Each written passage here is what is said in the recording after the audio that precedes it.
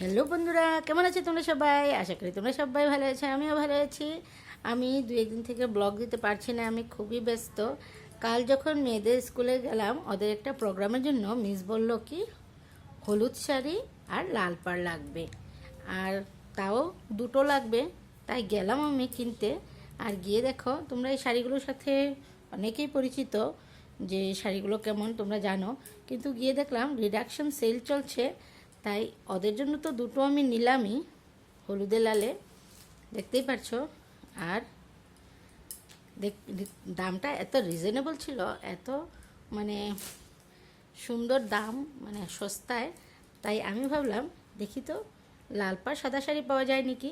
আর আমি একটা লাল পাড় সাদা শাড়িও নিয়ে নিলাম। পুজো টুজোতে পরতে ভালো হয় না, তাই আমি একটা নিয়ে নিলাম। আর মেয়েদের জন্য দুটো নিলাম।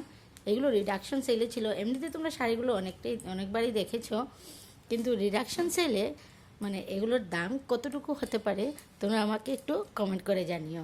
আর দেখতে পাচ্ছ শাড়িগুলো, তোমরা তো অনেকেই দেখেছো এই শাড়িগুলো, মানে দামটা এত ভালো ছিল, তাই আমি ওদের সাথে আমার জন্য একটা নিয়ে নিলাম। আর তোমরা আমাকে একটু আইডিয়া করে বলো তো কত হতে পারে রিডাকশন সেলে এই শাড়িগুলোর দাম। যার কমেন্টটা ঠিক হবে, যে মানে এই শাড়িগুলোর প্রাইসটা রিডাকশন হিসাবে ঠিক ঠিক করে বলতে পারবে, তার কমেন্টটা আমি নেক্সট ভিডিওতে আমার লাগাবো। তাহলে শাড়িগুলো কেমন হয়েছে আর দামটা কত আমাকে একটু কমেন্ট করে জানিও।